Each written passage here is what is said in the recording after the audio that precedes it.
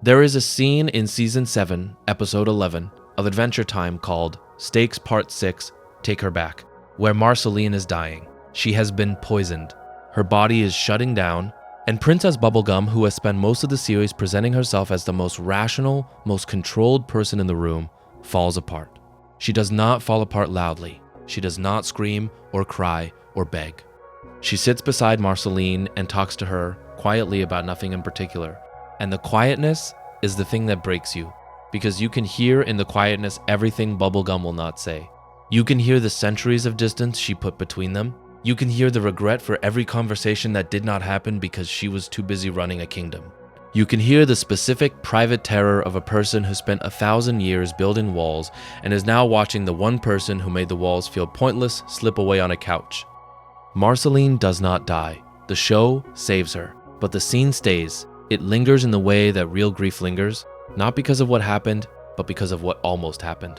Because of how close the loss came, because of how clearly the almost loss revealed the things that were always there underneath the competence and the distance and the refusal to be vulnerable. That is the kind of sadness this show deals in, not the dramatic, operatic sadness of a character dying in a blaze of glory, the small sadness, the almost sadness, the sadness of realizing too late that you wasted time you cannot get back. Before we go any further, a quick note: if you enjoy essays like this one, subscribing helps the channel keep making them. It costs nothing and it takes about 3 seconds.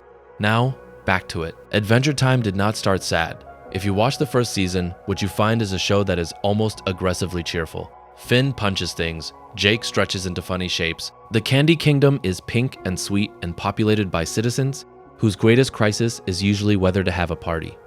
The pilot episode, which Pendleton Ward created in 2007 and which Nickelodeon passed on before Cartoon Network picked it up, is 7 minutes of pure absurdist energy. A boy and a dog fight a monster, save a princess, and ride off into the sunset.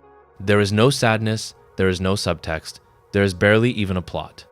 The show that premiered on April 5th, 2010 was not meaningfully different. Season 1 is fun. It is inventive. It is weird in a way that no other show on Cartoon Network was weird at the time. But it is not sad. The sadness comes later, and it comes so gradually that you cannot point to a single episode where the shift happened. It is more like weather.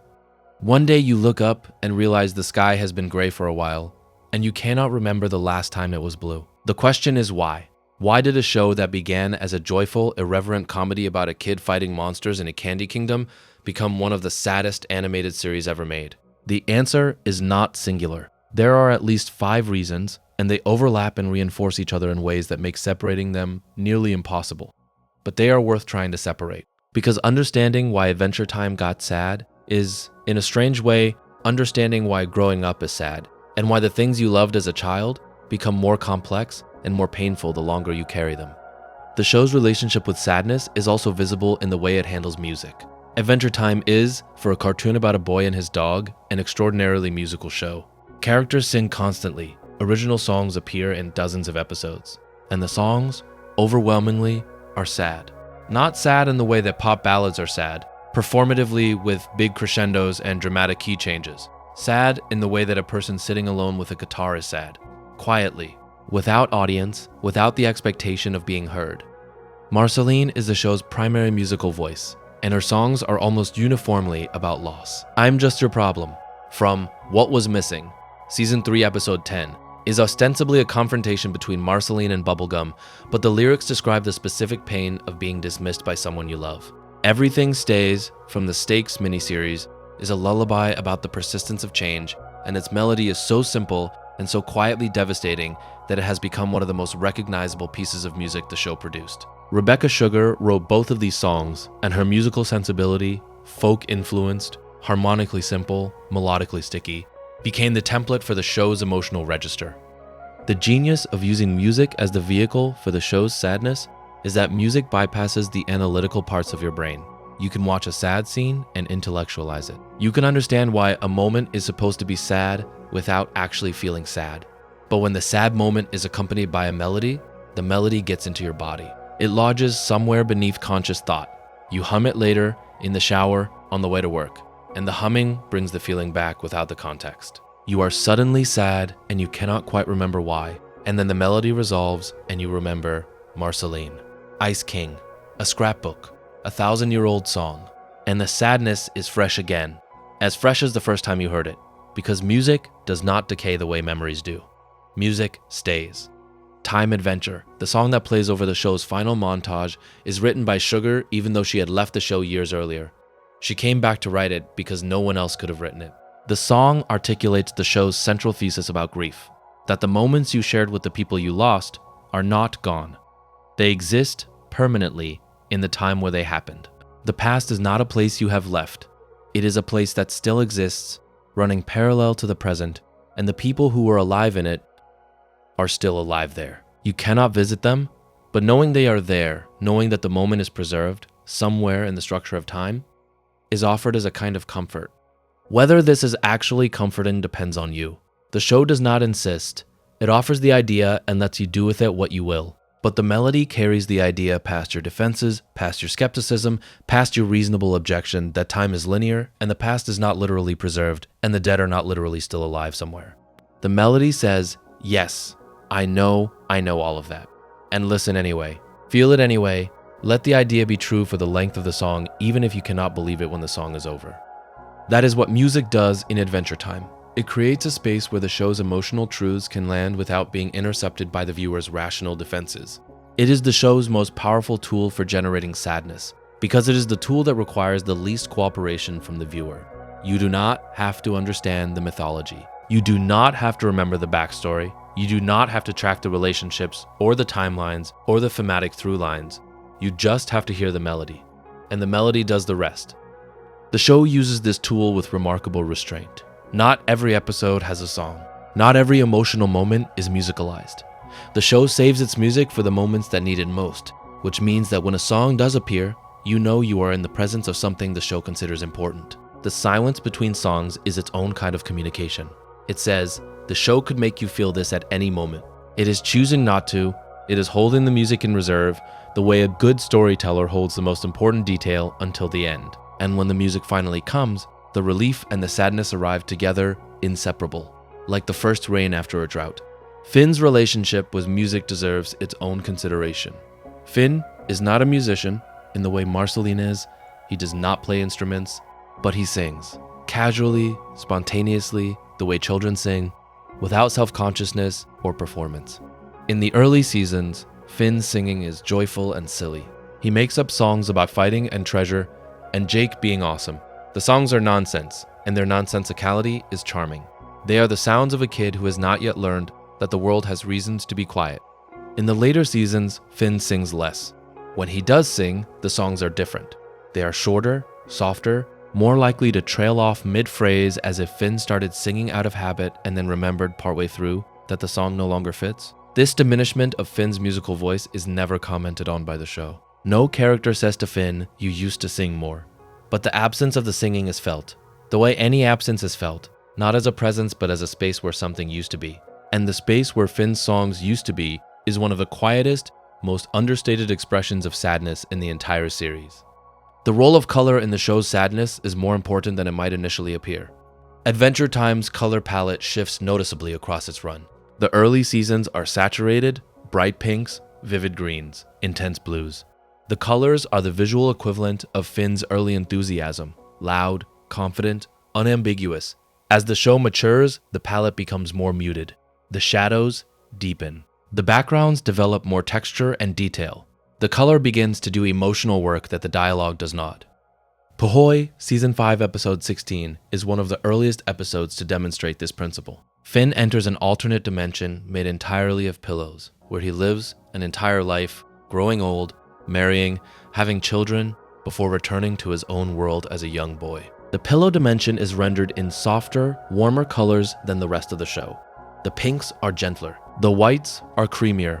The entire visual register shifts towards something that feels like a fading memory, and the color palette alone tells you, before the story does, that this world is temporary, that the life Finn is living here will not last, that the warmth is borrowed. When Finn returns to the real world, the colors snap back to their normal intensity, and the contrast is jarring. The regular world, with its bold colors and sharp lines, feels colder after the pillow dimension's softness.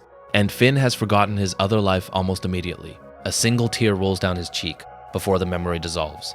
But you have not forgotten. You remember the soft colors, you remember the warmth, and you carry the memory of a life that lasted decades and 11 minutes, a life that the character who lived it has already lost.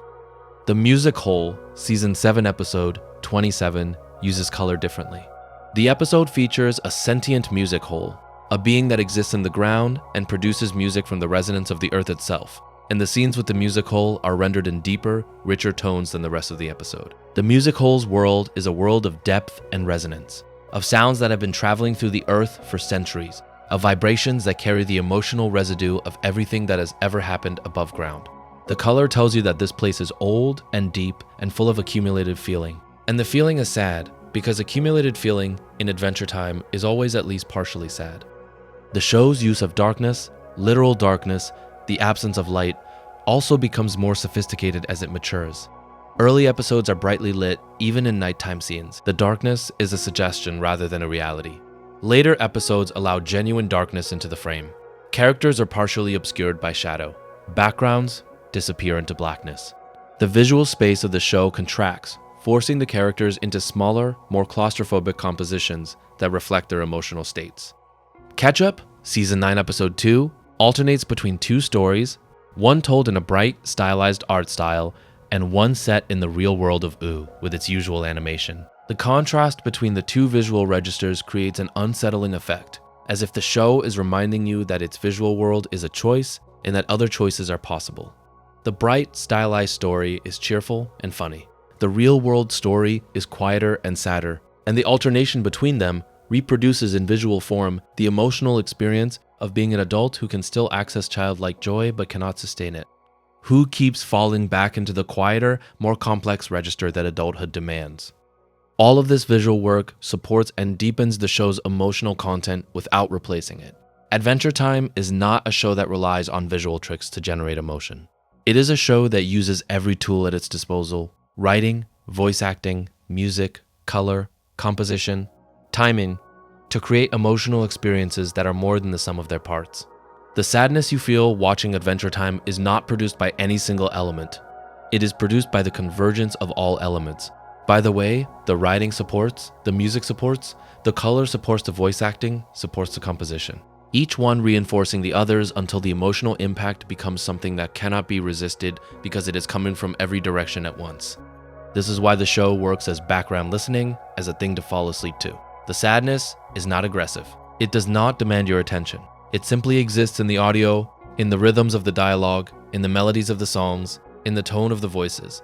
And it seeps in whether you are paying attention or not. You can close your eyes and the sadness finds you anyway, not through plot or spectacle, but through sound, through the texture of a voice that is carrying more than the words it is saying, through the melody that sits in a minor key when a major key would have been easier, through the silence between sentences that is just a half second longer than it needs to be, just long enough for the wait to settle.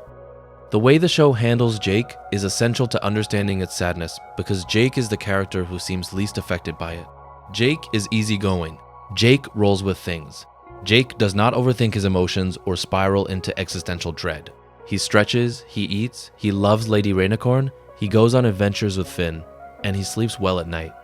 Jake is on the surface the least sad character in the entire show. But the show knows and gradually reveals that Jake's ease is not the absence of sadness. It is a particular way of carrying sadness. Jake's relaxed attitude is not naivety, it is philosophy. Jake has decided, consciously or unconsciously, that worrying about things you cannot control is a waste of the limited time you have. And that decision, which the show treats with great respect, is itself built on an awareness of mortality and loss, that Jake simply processes differently than Finn does. When Jake dreams about his own death in the new frontier and accepts it with equanimity, the show is not portraying Jake as shallow. It is portraying him as someone who has arrived at a kind of peace that Finn cannot access. Jake has made his peace with endings. He has made his peace with the fact that everything is temporary, including himself. And his peace is genuine. It is not performed. It is not fragile. It is not a mask over deeper anxiety. Jake has simply looked at the same truths that devastate Finn and decided to respond differently. This makes Jake both the least sad and the saddest character in the show, depending on how you look at it. He is the least sad because he does not suffer from the awareness of impermanence the way other characters do. But he is the saddest because his acceptance means he has already said goodbye.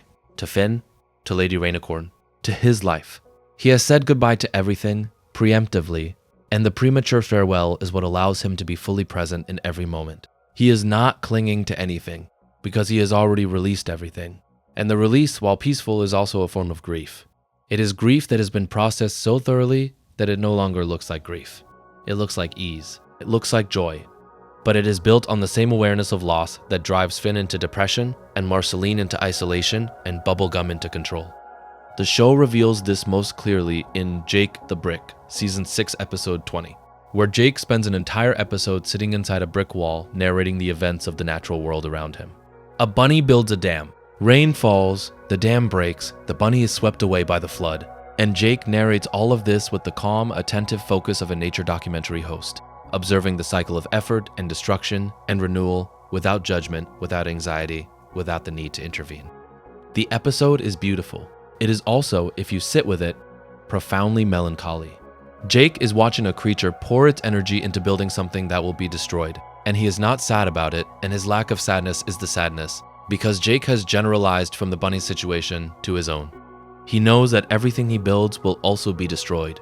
He knows that the treehouse, the relationships, the life he has constructed with Finn, all of it is a dam in a rainstorm. And he has decided to watch the dam with love and attention rather than grief, because grief would poison the watching, and the watching is the only thing that is actually his. He cannot stop the rain. He cannot save the dam. He can pay attention while the dam stands, and he can keep paying attention after it falls. And the attention is the gift, and the gift is enough. This is Jake's philosophy, and it is a genuinely wise philosophy, but it is a philosophy born from the same awareness that makes the rest of the show sadness. He is immersed in it. He has simply learned to breathe underwater. And the show respects this achievement while also showing you, through the contrast with Finn's struggle, that breathing underwater is not the same as being dry. Jake is wet. Jake has always been wet. He has just decided not to drown, and the decision, while admirable, does not change the fact that the water is there, everywhere, all the time, rising. The first reason Adventure Time got sad is that its characters grew up. Not metaphorically. Literally. Finn begins the show as a 12-year-old boy. By the end of the series, he is 17. And the show ages him in real time, roughly matching the years the show was on the air, which means that the audience watching Finn grow up was in many cases growing up alongside him. The kid who watched the premiere at age 10 was 16 by the finale, and both the character and the viewer arrived at the same destination, the realization that the world is not what you thought it was. Finn, at 12, is fearless. He runs into danger without hesitation. He sees the world in clear moral terms. Good versus evil, right versus wrong, hero versus villain. His emotional range is excitement and more excitement. He does not doubt himself. He does not question his purpose. He wakes up every day knowing exactly who he is and exactly what he is supposed to do, and the simplicity of that knowledge is the source of all his joy. Finn at 15 is different. Season 5 and 6 Finn has been heartbroken. He has been rejected by Princess Bubblegum. He has been burned, literally, by Flame Princess. He has lost an arm. He has met his father and discovered that his father is a con artist who does not care about him. He has watched the Ice King and realized that the annoying villain he has been fighting for years is a good man trapped inside a disease. He has started to understand that the world does not operate on the principles he was raised to believe in. And this understanding does not liberate him, it flattens him. There is a stretch of episodes in Season 6 that fans sometimes call Finn's depression arc. It is not labeled as such by the show. The show does not use the word depression, but the behavioral pattern is unmistakable. Finn becomes listless. His enthusiasm dims. He goes through the motions of adventuring without the emotional engagement that used to define him. In Breezy, Season 6, Episode 6, he allows himself to be kissed by multiple princesses in a single episode. Not out of desire, but out of a kind of numb passivity. He is not enjoying the attention. He is enduring it. And the distinction between those two things is one of the saddest distinctions the show ever draws. What makes this arc so effective is that the show does not treat Finn's sadness as a problem to be solved. In most children's media, a sad protagonist gets an episode, maybe two, to process their feelings before bouncing back to normal. Adventure Time gives Finn an entire season. His sadness is not resolved by a single conversation or a single victory or a single friend showing up at the right moment with the right words. His sadness lifts gradually, incrementally. The way real sadness lifts, Not with a click, but with a slow, almost imperceptible brightening that you only notice in retrospect. By season 8, Finn has recovered. But the recovery is not a return to the Finn of season 1. The recovery is a new Finn, a quieter Finn, a Finn who smiles less frequently but means it more. The joy that defined early Finn was the joy of innocence. The quieter contentment of late Finn is the satisfaction of someone who has been through something and survived it, and no longer needs the world to be simple in order to be worth living in. And the distance between those two emotional states, between innocent joy and earned contentment, is the emotional distance the show covers across its 10 seasons. It is the distance of growing up. And it is sad, not because the contentment is worse than the joy, but because the joy, once lost, cannot be recovered. You cannot unknow the things that took it from you. This is mirrored in the show's treatment of Finn's voice. Jeremy Shada, the actor who voices Finn, was 12 years old when the show premiered. His voice cracked and deepened across the seasons in real time, and the show made no effort to hide this. You can literally hear Finn growing up. The high-pitched, excitable boy of season 1 becomes the deeper, more measured teenager of season 9, and the vocal change carries emotional information that no script could replicate. When Finn says mathematical in season 1, it is a catchphrase, a burst of pure enthusiasm. When Finn says it in later seasons, and he uses it less and less frequently, there is something else underneath. A hesitation, a self-awareness, the recognition that the word belongs to a younger version of himself, and the younger version is gone, and the word no longer fits the person saying it. The show is aware of this. There are moments in the later seasons where the show deliberately references early Adventure Time, the catchphrases, the simple quests, the uncomplicated villains, and the references land not as nostalgia, but as elegy. The show is mourning its own past. It is mourning the version of itself that could be simple and bright and weightless, because it has become too honest to be those things anymore. And you, watching it, are mourning the same thing. You are mourning the version of yourself that could watch cartoons without thinking about what they meant. The version of yourself that could enjoy a story about a boy fighting monsters without wondering what the fighting costs him. That mutual mourning, the show mourning its past, the viewer mourning theirs, is the first and most fundamental source of Adventure Time's sadness. The show grew up with its audience, and growing up, the show discovered is an inherently melancholy process. Not because adulthood is worse than childhood, but because the transition between them requires leaving behind things that cannot be replaced. The fearlessness, the certainty, the ability to wake up and know without doubt that the world is good and your place in it is secure. Those things do not survive contact with experience, and their loss, however necessary, is always sad. The show's commitment to emotional continuity also means that its sadness is cumulative in a way that rewards rewatching. When you watch Adventure Time for the first time, many of its sad moments register as isolated events. You see Marceline cry, and you feel something. You see Finn lose his arm, and you feel something. You see the Lich transform into Sweet Pea, and you feel something. But on a rewatch, especially a rewatch that happens years later when you are older and have accumulated your own losses, the connections between these moments become visible. And the sadness, you realize that the episode where Ice King annoys Finn and Jake with his terrible fanfiction is not just a comedy episode. It is an episode about a man whose creative output is the distorted echo of a mind that used to be brilliant. And the comedy is built on the gap between what he could have written and what the crown allows him to write. You realize that the episode where BMO gets lost in the woods and befriends a bubble is not just a cute adventure. It is an episode about a being whose entire coping strategy for existential loneliness is the creation of friends who cannot leave because they were never real. This depth of sadness, the kind that reveals itself only on repeated exposure, is a structural achievement that very few shows in any medium have accomplished. Most sad shows are sad on first viewing and less sad on rewatching, because the shock of the initial emotional impact diminishes with familiarity. Adventure Time works in reverse. It is sadder the second time, and the third, and the 10th, because each rewatch brings new knowledge, both from the show itself and from your own life, that adds new layers of meaning to scenes you thought you understood. A viewer who watches I Remember You at age 13 sees a sad episode about Ice King and Marceline.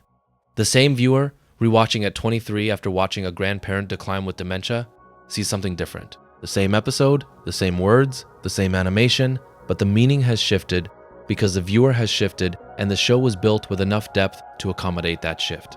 Adventure Time is a show that gets sadder as you get older, because getting older gives you more context for its sadness, and the show has enough layers to absorb whatever context you bring to it. This is related to a quality that literary critics sometimes call inexhaustibility, the property of a great work that resists being fully understood, that keeps revealing new dimensions no matter how many times you engage with it. The Iliad is inexhaustible, Hamlet is inexhaustible, and Adventure Time, I would argue, belongs in that category, at least within the medium of animated television. Its sadness is inexhaustible because its sources are inexhaustible. There is always another layer, there is always another connection, there is always another way to read a scene you thought you had finished reading. The practical implication of this for the person lying in bed listening to this right now is simple. The show is still teaching you things. Even if you watched every episode years ago, even if you think you remember everything, the show has more to give you because you have changed since you last watched it, and the parts of the show that align with who you have become are different from the parts that align with who you used to be. The sadness you hear in this essay might not match the sadness you felt the first time you watched the show, and that is fine. That is the show working exactly as intended. The sadness adjusts to fit you. The sadness meets you where you are. And this is perhaps the most important thing to understand about why Adventure Time got sad. The sadness was never the point. The point was the truth. The sadness was a byproduct. And because the truth in question, the truth about growing up, about loss, about the impermanence of beautiful things, is inherently sad, the show became sad in the process of becoming honest. But the honesty is not exhausting in the way that relentless sadness would be exhausting. The honesty is restorative. It is the difference between being told a comfortable lie and being told an uncomfortable truth by someone who cares about you enough to tell it gently. Adventure Time tells its uncomfortable truths. Gently, that is the secret of its tone. It does not assault you with grief. It does not pile tragedy upon tragedy until you are numb. It mixes the grief with comedy, with absurdity, with genuine moments of joy and silliness and lightness. And the mixture is not a dilution. It is a more accurate representation of how sadness actually works. Sadness in real life is not a constant. It is a current running underneath everything else. You can be sad and laugh at a joke. You can be grieving and enjoy a meal. You can be heartbroken and still find, in the middle of the heartbreak, a moment of genuine delight in something small and unexpected. Adventure Time captures this mixture with a fidelity that more conventionally serious shows often miss, because serious shows tend to clear the room for sadness, to give grief its own dedicated space, when in reality, grief does not get its own space. Grief shares the room with everything else. Grief sits next to laughter. Grief eats dinner with the family. Grief watches cartoons. The show also understands that sadness is not uniform. There are different kinds of sadness, and they have different textures. And the show explores each one with a specificity that prevents the overall emotional experience from becoming monotonous. There is the sharp sadness of a sudden loss, which the show deploys sparingly and to great effect. There is the dull sadness of a chronic absence, which the show sustains across entire seasons through its treatment of Finn's parentage and Ice King's condition. There is the bittersweet sadness of a beautiful thing ending, which the show reaches in its finale. There is the ironic sadness of a funny thing that is also true, which the show trades in every time Ice King does something ridiculous that is also, underneath the ridiculousness, heartbreaking. Each of these textures of sadness requires a different approach from the viewer. The sharp sadness asks you to feel intensely for a short time. The chronic sadness asks you to hold a low-level ache across hundreds of episodes. The bittersweet sadness asks you to accept that endings are not failures. The ironic sadness asks you to laugh and ache simultaneously, which is the hardest emotional task the show sets for you, and the one it practices most frequently. The cumulative effect of experiencing all of these textures across 10 seasons is something like an emotional education. Adventure Time teaches you how to be sad, not how to avoid sadness or how to overcome sadness or how to transform sadness into something productive, how to be sad, how to sit with sadness, how to let sadness be present without letting it be everything, how to carry grief the way you carry a heavy bag. Not by pretending it is light, but by shifting the weight from one shoulder to the other, adjusting your grip, pausing to rest, and then picking it up again and continuing. That is what the show does. It picks up the weight and continues. For 10 seasons, for 283 episodes, for 8 years of real time, it carries the weight of its own mythology, the weight of its characters' accumulated losses, the weight of its audience's growing awareness that the show they loved as children is telling them something they need to hear as adults. And it carries all of this weight without complaint, without self-pity, without ever asking for sympathy. It just carries it. And the carrying, as the show has always insisted, is the point. The show's treatment of Simon Petrikov deserves special attention in any discussion of why Adventure Time got sad, because Simon's arc is where the show's sadness reaches its highest concentration. Simon is not a tragic character, in the way that characters in conventional tragedies are tragic. He does not have a fatal flaw. He does not make a catastrophic decision. He does not challenge the gods or overreach his station. Simon's tragedy is that he found a hat. He found an artifact in a Scandinavian marketplace, an old crown with red gems, and he put it on. That is it. That is the beginning, the middle, and the end of his downfall. He put on a hat. The arbitrariness of this is what makes it so unbearable. Simon did nothing wrong. He was not greedy. He was not ambitious. He was not tempted by power. He was a scholar who found an interesting object and did what scholars do. He examined it, and the examination destroyed him. Not quickly, not dramatically, but incrementally. Over what appears to be decades, as the crown ate away at his personality the way a disease eats away at a body. One piece at a time, one memory at a time, one relationship at a time, until there was nothing left of Simon except a shape, a voice, a set of behaviors that looked like a person but were not a person anymore. The show asks you to understand that this can happen, not in a fantasy world, in the real world.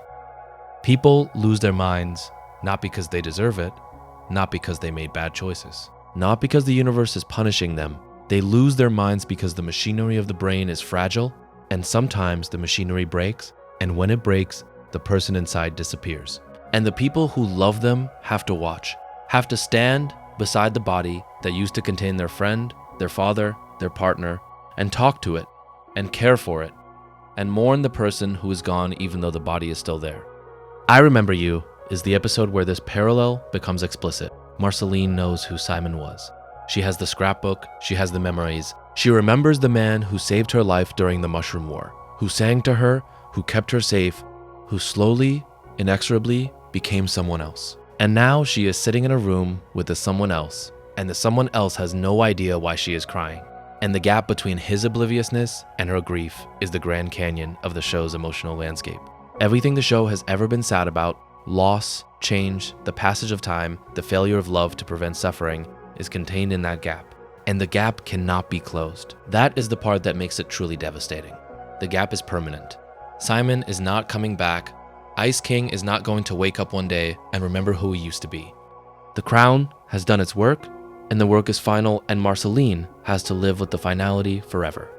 Except the show does bring Simon back in the finale, and this complicates the sadness rather than resolving it.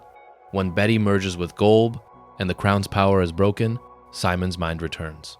He remembers everything. He remembers being Simon. He remembers being Ice King. He remembers the centuries of madness. And the show gives you exactly one scene of Simon restored. One scene of him looking around with clear eyes, recognizing his surroundings, understanding what happened to him, before cutting away to the rest of the finale's business.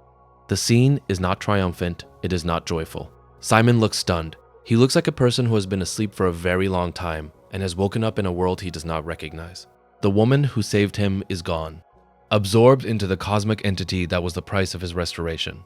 The child he protected during the Mushroom War is an immortal vampire who has outlived entire civilizations. The world outside has changed so thoroughly that his knowledge of it is archaeological. Simon is back, but the world he belonged to is not. He is a man out of time, restored to a timeline that no longer has a place for him. This is sadder than if he had stayed as Ice King, and the show knows it. The show brings Simon back not to give you a happy ending, but to show you that some losses are so profound that even undoing them does not undo the damage. Simon's mind is restored, but his life is not. The 1,000 years he spent as Ice King are not. The relationships he could have had, the work he could have done, the life he could have lived, none of that comes back with his sanity. He gets his mind and loses everything else. And the exchange is presented not as a victory, but as a different kind of tragedy. The tragedy of getting what you wished for and discovering that the wish was too small for the scale of what was lost. The Simon arc is why people cry when they talk about Adventure Time. Not because of a single sad moment, but because of the accumulation of moments across 10 seasons that build Simon's tragedy into something monumental. Every Ice King episode contributes to it. Every flash of Simon's old personality, every moment of accidental lucidity, every time Ice King does something that echoes a behavior Simon might have had, all of these moments are bricks in a wall of sadness that the show built with patience and precision across its entire run. By the time the wall is complete, By the time you see the full shape of what happened to Simon Petrikov, you understand why the show got sad. It got sad because it was telling a story about a man who put on a hat, and the story needed 10 seasons to tell because the loss was that large. The second reason Adventure Time got sad is that its world has memory. Most animated series exist in a perpetual present. Episodes happen, conflicts resolve, and the next episode begins with the slate wiped clean.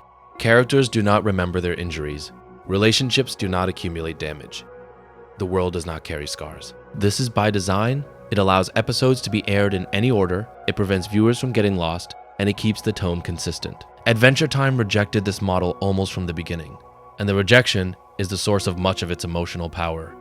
When Finn loses his arm in Escape from the Citadel, Season 6, Episode 1, the arm stays lost. He gets replacement arms across subsequent episodes, a flower arm, a thorn arm, a cybernetic arm, but the original arm is gone. The show does not forget this. Other characters reference it.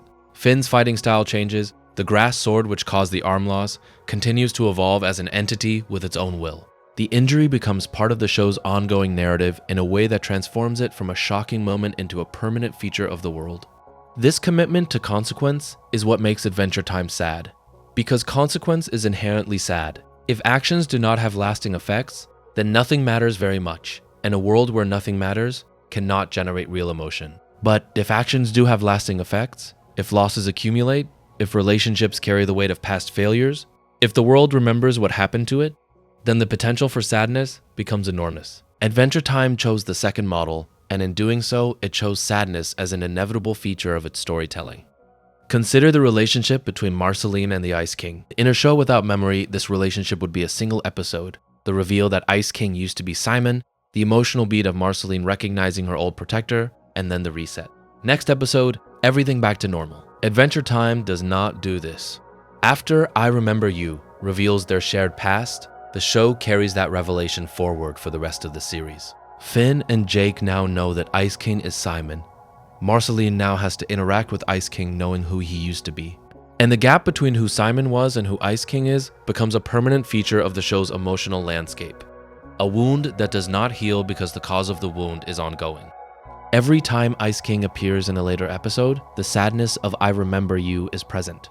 You cannot unsee Simon behind Ice King's eyes. You cannot unhear the pain in Marceline's voice when she talks to him.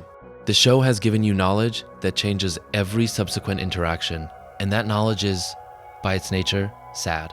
It is the sadness of knowing something you cannot change, of seeing something you cannot fix, of carrying an awareness that makes the world heavier without making it better. The show does this repeatedly across dozens of storylines. Once you learn that Bubblegum created Lemongrab and then abandoned him, every Lemongrab episode carries additional weight.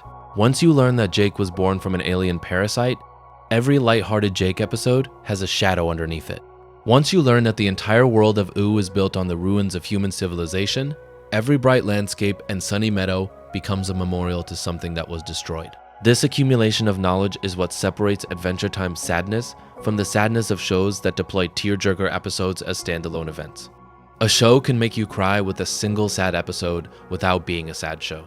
What makes Adventure Time a sad show is that the sadness is structural. It is built into the way the show handles information. Every new piece of backstory makes the present heavier. Every revealed secret adds another layer of emotional weight to interactions that previously seemed light. The show's sadness is not contained in any single moment. It is distributed across the entire narrative, accumulating like sediment layer by layer, until you realize that the colorful world you have been watching for 10 seasons is, underneath it all, a graveyard. And the show's memory extends beyond individual character histories to the history of the world itself. Ooo remembers the Mushroom War. The ruins are everywhere. Broken bridges, crumbled buildings, radiation-scarred landscapes, artifacts from a dead civilization scattered across forests and deserts and ocean floors.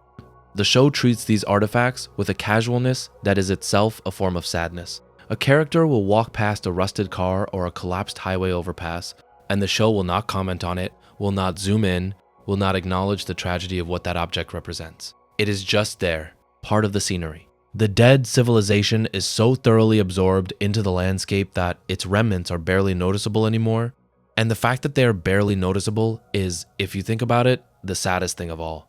because that is what happens to loss on a civilizational scale. It stops being loss and starts being landscape. The war that killed billions becomes a feature of the terrain. The cities that were destroyed become hills. The technology that was annihilated becomes fossils. And the world keeps going, cheerful and colorful and full of new life, growing on top of the old death like flowers on a battlefield. Adventure Time shows you this process, the slow conversion of catastrophe into scenery. And it does not editorialize. It does not tell you to feel sad about it. It just shows you the flowers and trusts you to remember the battle underneath. The show's treatment of Flame Princess is one of the clearest examples of how its mythology generates sadness through specificity. Flame Princess, whose real name is Phoebe, is introduced in Incendium, Season 3, Episode 26, as Finn's first serious romantic interest. She is beautiful. She is powerful. She is literally made of fire, and the show makes it immediately clear that Finn's attraction to her is going to cause him pain, because the physical reality of their difference, she burns, he does not, is a metaphor the show refuses to soften. Finn cannot touch Flame Princess without getting burned. Their first kiss leaves a mark on his face. Their dates require elaborate protective measures, and the show depicts all of this not as a charming obstacle to be overcome, but as a fundamental incompatibility that no amount of love can resolve. You watch Finn try, you watch him build fireproof suits and construct flame-retardant shelters, and devise increasingly elaborate workarounds for the basic problem that the person he loves is made of a substance that destroys him. And you realize, watching this, that the show is telling you something about love that most children's media will not touch. Sometimes love is not enough. Sometimes the person you want is the person you cannot have. Not because of circumstances or misunderstandings or evil parents, but because of what you are made of. Because the fundamental materials of your existence are incompatible with the fundamental materials of theirs. And no one is at fault. And the love is real. And it still does not work. The breakup, when it comes, is not caused by the physical incompatibility. It is caused by Finn's immaturity. He manipulates a fight between Flame Princess and Ice King in Frost and Fire, Season 5, Episode 30. Because he wants to see Flame Princess fight, because the fighting excites him, and he does not understand until too late that his excitement is coming at the cost of her trust. The breakup is about betrayal, not about fire. But the fire is always there underneath, reminding you that even if Finn had not made this mistake, even if he had been perfectly honest and perfectly patient, the relationship would still have been built on a foundation that was slowly burning. Flame Princess goes on to become one of the show's most interesting characters independent of Finn. She takes over the Fire Kingdom, she becomes a leader. And the show gives her this arc without ever resolving the romantic tension with Finn, which means that every time Flame Princess appears in a later episode, you feel two things simultaneously: pride in who she has become, and sadness for the relationship that could not survive what they were made of. The show lets both feelings exist. It does not resolve the tension. It lets the tension be the point. This refusal to resolve romantic tension extends to virtually every romantic relationship in the show. Finn and Bubblegum never get together. Finn and Huntress Wizard acknowledge their connection and then walk away from it. Jake and Lady Rainicorn are happy, but their happiness is complicated by the fact that their children grow up in a single day, and Jake is largely absent from their lives. Even Bubblegum and Marceline, the show's central love story, spend most of the series apart, and their reconciliation in the finale is presented not as a resolution, but as a beginning, the start of the hard work of being together, not the end of the hard work of getting together. The show's position on romantic love is essentially this: love is real, and love is not a destination. Love does not solve problems. Love does not complete you. Love does not end the story. Love is a condition you live inside. And the condition is sometimes wonderful and sometimes painful, and always complicated in the idea that finding the right person will make everything okay is the most persistent and most damaging myth in all of fiction. Adventure Time dismantles this myth systematically, relationship by relationship, across 10 seasons. And the dismantling is sad, because myths are comforting, and losing a comforting myth is always sad, even when the truth that replaces it is more useful and more honest. The show's handling of Princess Bubblegum is another key driver of its sadness, and the sadness operates on a different register than Simon's. Simon's sadness is the sadness of losing yourself.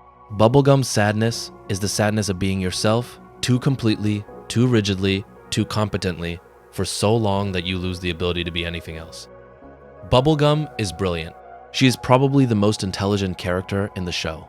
She can create life She can manipulate matter at a molecular level.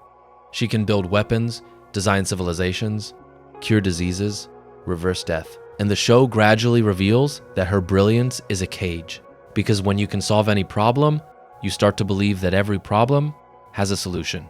And when you believe every problem has a solution, you start to believe that finding the solution is your responsibility. And when finding the solution is your responsibility, you stop trusting anyone else to help. And when you stop trusting anyone else to help, you end up alone in a lab at 3 a.m, running the numbers on a threat that might not even be real, because the possibility of a threat is enough to keep you awake. Because you have taught yourself that sleeping is irresponsible, that resting is negligent, that any moment you spend not solving a problem is a moment in which the problem might get worse. The show does not frame Bubblegum as a villain for this.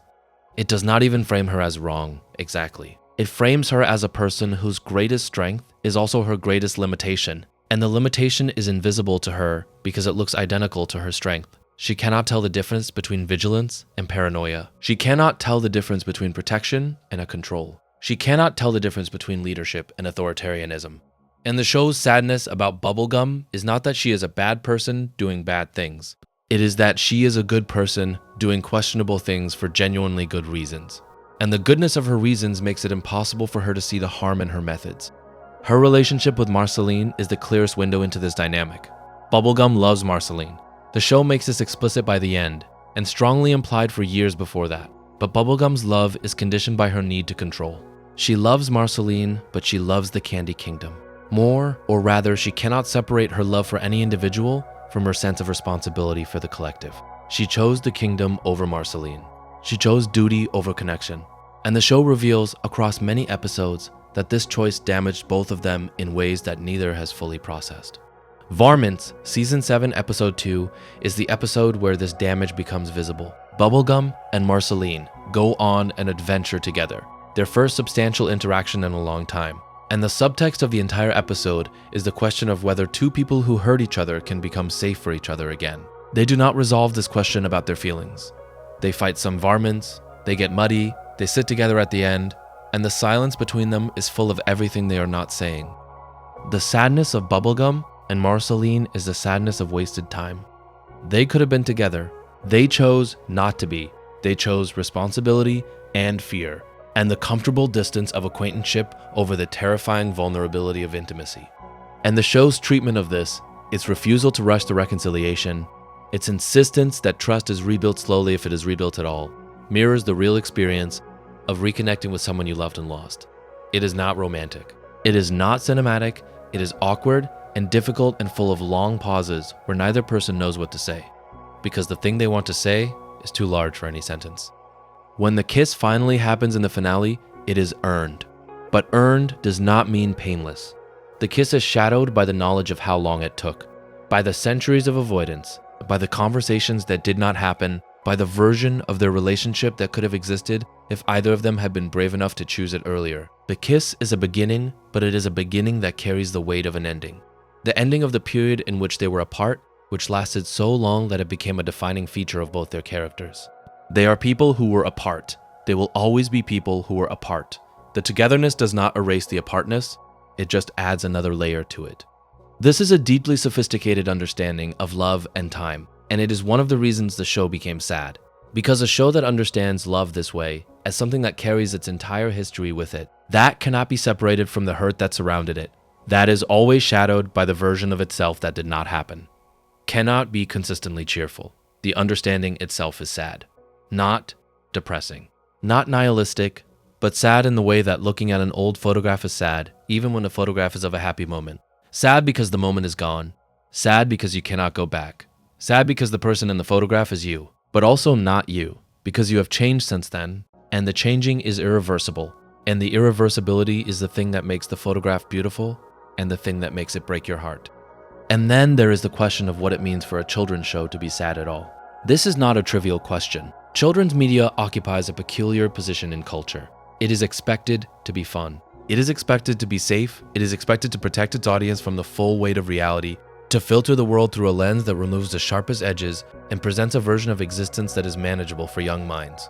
Adventure Time violated these expectations systematically, and the violation is itself a source of its sadness, because the violation requires acknowledging that young minds are already in contact with the sharp edges. Children know about death, they know about abandonment, they know about loneliness and fear, and the specific terror of realizing that the adults in their lives are not as competent or as certain as they pretend to be. Children know these things because these things are unavoidable features of being alive, and no amount of bright animation and silly voices can prevent the knowledge from arriving. What most children's shows do is pretend. They pretend that the world is simpler than it is, they pretend that problems have solutions, they pretend that good wins, evil loses, and everyone is safe at the end.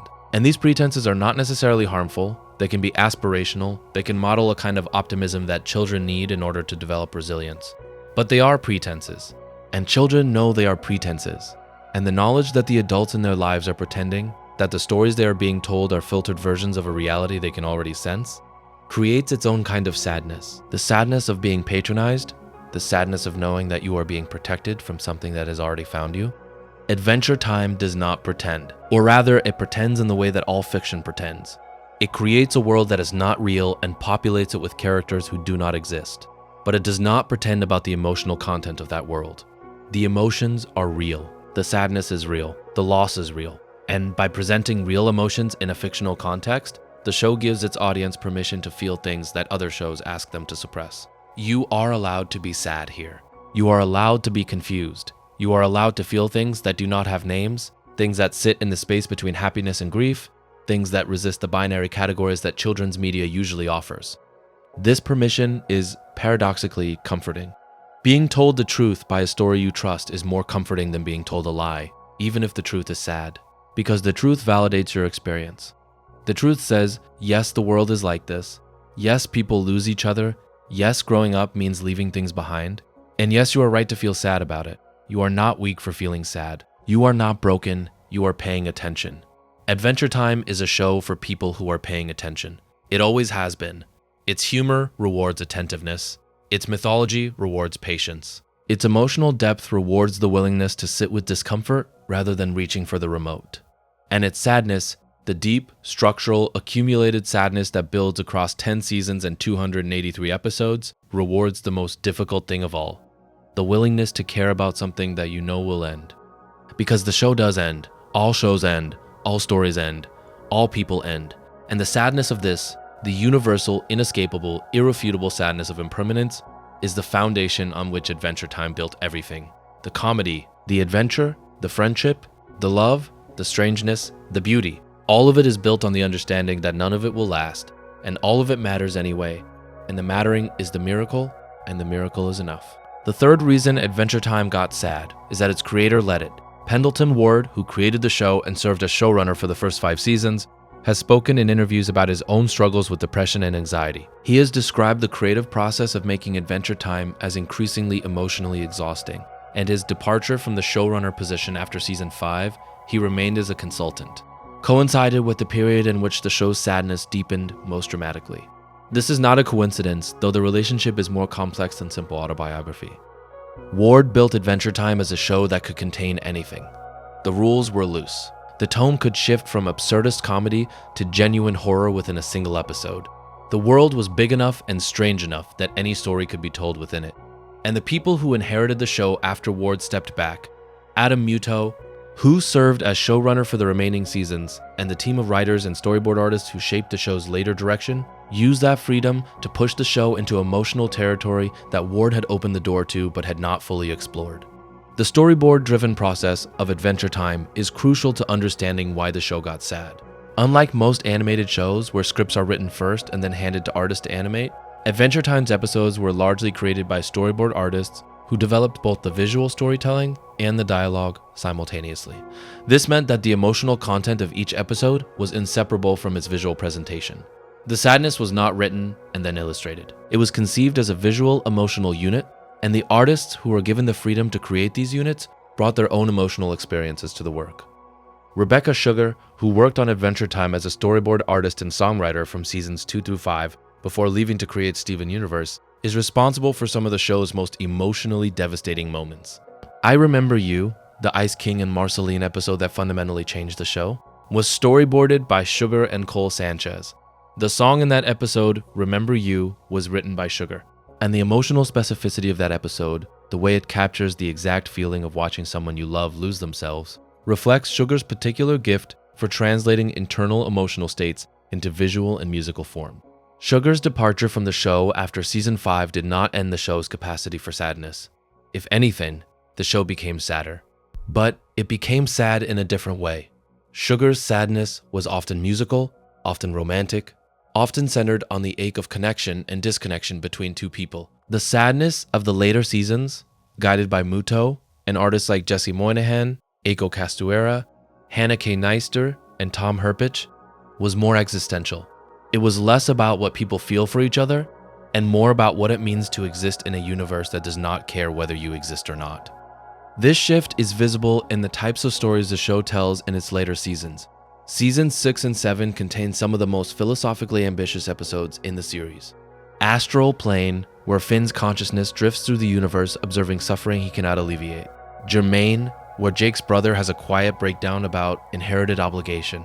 The Hall of Egress, where Finn is trapped in a reality loop that can only be escaped by surrendering the need to see what comes next. These are not episodes about relationships or conflicts.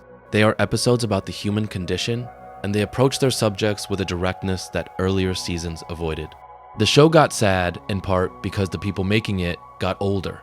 The artists who started working on Adventure Time in their 20s were in their 30s by the later seasons. They had experienced more, they had lost more. They had accumulated the specific kind of sadness that comes from living long enough to see patterns. The patterns of loss, of failure, of good intentions producing bad outcomes, of love being insufficient to prevent suffering. And they put that accumulated sadness into the show, not as a deliberate artistic statement, but as the natural expression of who they had become during the years they spent making it. Ward has said in a Reddit AMA from 2012 that he wanted Adventure Time to reflect how he actually felt about the world, not how he thought a cartoon was supposed to feel about the world. And what he felt, apparently, was a mixture of wonder and melancholy that the show captured with increasing precision as it matured.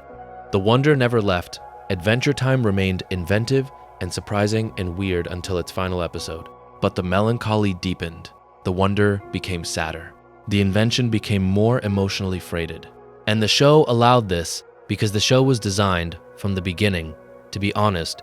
And honesty, as it turns out, is a pathway to sadness. This is an important distinction. Adventure Time did not decide to be sad. It decided to be honest. And honesty, applied consistently over 10 seasons, led inevitably to sadness because an honest account of growing up, of losing innocence, of discovering the complexity and cruelty and beauty of the world cannot avoid sadness. Sadness is where honesty leads. Not exclusively, honesty also leads to wonder and joy and absurdity and gratitude.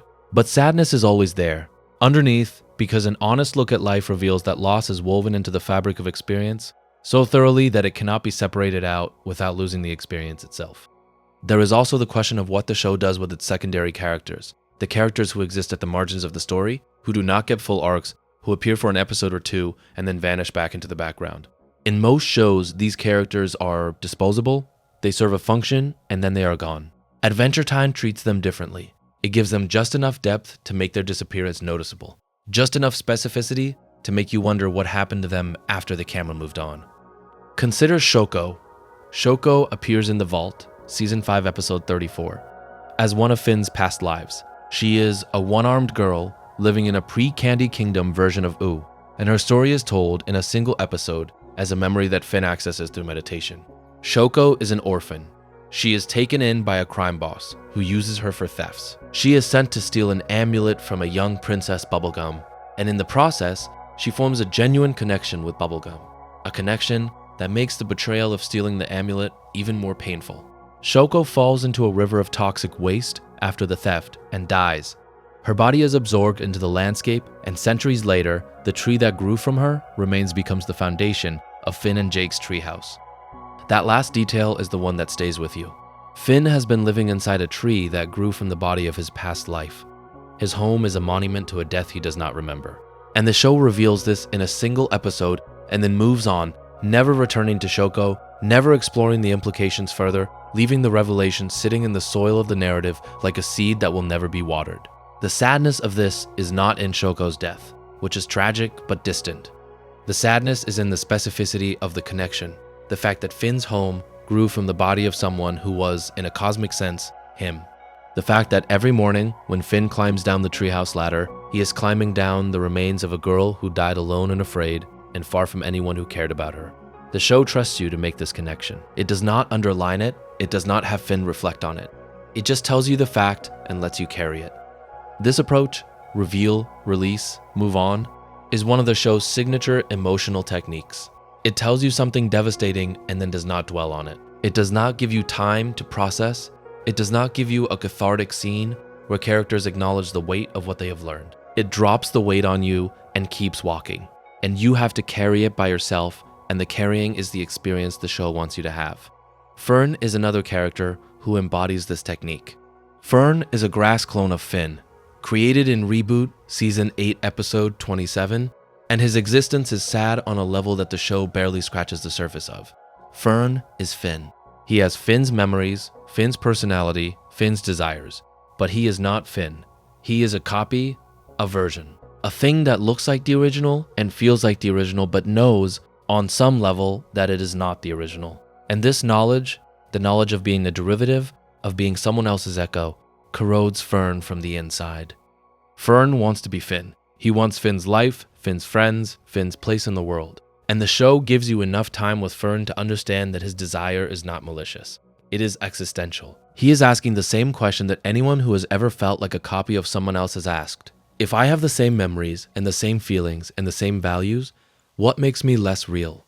What makes the original more valid than the copy? And the show does not answer this question. It lets Fern wrestle with it, and the wrestling destroys him. He becomes the Green Knight. He becomes a villain. He is eventually defeated and dies. And from his remains grows a new tree, a continuation, a transformation, a thing that is no longer Fern, but carries Fern's substance in a new form. The cycle of death and rebirth, of loss and transformation, of endings that are also beginnings. This is the pattern that Adventure Time returns to again and again, and it is the deepest source of the show's sadness. Because the pattern means that nothing is ever truly lost, and nothing is ever truly kept. Everything changes. Everything becomes something else. The people you love become memories. The memories become stories. The stories become songs. And the songs are beautiful, and the songs are sad. And the beauty and the sadness are the same thing viewed from different angles. The show handles death with a specificity that extends to characters you might not expect. In Lemon Hope, Season 5 episodes 50 and 51, a two-part episode follows a young lemon child who has been freed from Lemongrab's tyranny and placed under Bubblegum's protection. Lemon Hope is given everything: education, shelter, opportunity, freedom. And he does not want any of it. He wants to wander, he wants to be alone, he wants to exist without obligation to anyone, including the people who saved him. Bubblegum needs Lemon Hope to return to the Lemon Kingdom and save his people. It is a classic heroic narrative. The chosen one must embrace his destiny and free the oppressed. But Lemon Hope refuses. He does not want to be a hero. He does not want to be responsible for anyone. And the show does something remarkable with this refusal. It respects it. Lemon Hope does eventually return and free the lemons, but not out of duty or heroism. He returns because he realizes he cannot truly be free until the obligation is discharged. His liberation requires the liberation of his people, not because he cares about them, but because the guilt of not caring weighs more than the effort of helping. The episode ends with a flash forward. Lemon Hope, old and weathered, walks through a ruined landscape. The Candy Kingdom is abandoned. The buildings are crumbling. The citizens are gone. Lemon Hope walks alone through the ruins of a civilization that no longer exists, and he finds a place to rest. And the episode ends, no explanation, no context for what happened to the kingdom, or where everyone went. Just an old man walking through ruins, choosing a spot to rest, and closing his eyes. This image predates the finale's flash forward by several seasons, and it carries a similar weight. It shows you the future, it shows you the ending. Not the dramatic ending, the heroic ending, the ending with closure and meaning. The real ending, the one where everything you built falls apart, and the world keeps going, and someone walks through what is left and does not mourn because there is no one left to mourn for. And mourning requires an audience, and the audience is gone. The show introduces these images of futurity, these glimpses of how everything ends, with a casualness that is itself a kind of emotional violence. It does not prepare you. It does not warn you. It does not frame the flash forward as a dream sequence or an alternate timeline or a worst-case scenario. It presents it as fact. This is what will happen. This is where the story goes. And then it returns to the present, to the adventures, and the jokes and the candy people, and it expects you to keep watching, knowing what you now know about how it all ends. This technique, showing you the ending and then making you continue as if you had not seen it, is one of the most emotionally sophisticated things Adventure Time ever does. It replicates the actual experience of knowing that you will die. You know. You have always known. Every human who has ever lived has known that they are going to die. And you keep going anyway. You get out of bed, you eat breakfast, you go to work, you laugh at jokes. You fall in love, you do all of these things with the knowledge of your own ending sitting in the back of your mind like a passenger you cannot ask to leave. Adventure Time puts that passenger in the front seat and makes you ride with it. And the ride is still worth taking. The adventures are still lovable, the jokes are still funny, the beauty is still real. But the passenger is there, always reminding you that the ride has a destination, and the destination is the same for everyone, and no amount of adventure or love or heroism can change the route. The mythology also reveals its sadness through the concept of reincarnation, which the show introduces late in its run and which reframes everything that came before. Finn is a reincarnation. He has lived before, in different forms, in different eras. Shoko was one of his past lives. The comet was one of his past lives. The butterfly that appeared briefly in Astral Plane was, the show implies, connected to the same cosmic thread. The sadness of reincarnation in Adventure Time is different from the sadness of reincarnation in most fiction. In most fiction, reincarnation is comforting. It means you get another chance. It means death is not final. It means the person you were continues in some form, in some new body. Adventure Time presents reincarnation differently. In this show, reincarnation means you forget. Every time the cosmic thread takes a new form, the previous form's memories, relationships, and identity are erased. Finn does not remember being Shoko. He does not remember being a comet. He does not carry the wisdom of his past lives or the love of his past relationships. He starts from zero, every time, in a new body, in a new world, with no knowledge of who he used to be. This means that Finn's personality, his relationships, his love for Jake and Bubblegum and Marceline, all of these things are temporary, not just in the sense that they will end when Finn dies, but in the deeper sense that they will be erased when Finn is reborn. The next version of Finn will not remember Jake. The next version will not know about the adventures, the heartbreak, the loss, the growth. The next version will be someone entirely new, shaped by entirely new circumstances, carrying none of the weight that the current Finn has spent 10 seasons accumulating. And yet the current Finn, the Finn you know, the Finn you have watched grow up, matters. His specific life, his specific loves, his specific sadness, these are not diminished by the fact that they will be forgotten. They are made more precious because if the cosmic cycle erases everything, then the only time these experiences exist is now. The only time Finn and Jake's friendship is real is right now, in this particular incarnation, in this particular corner of a universe that is constantly recycling its consciousness into new forms. The show arrives at this insight without ever stating it as such. It simply gives you the facts. Finn is a reincarnation, the previous lives are forgotten, the current life is temporary, and lets you draw the conclusion yourself. And the conclusion, once you draw it, changes the way you watch the entire show. Every moment of joy becomes more valuable because it is unrepeatable. Every moment of connection becomes more precious because it exists only in the specific arrangement of atoms and consciousness, an arrangement that will never occur again, not in any of the infinite lifetimes the cosmic thread will live. This is the deepest level of Adventure Time sadness. It is not the sadness of a particular loss or a particular failure.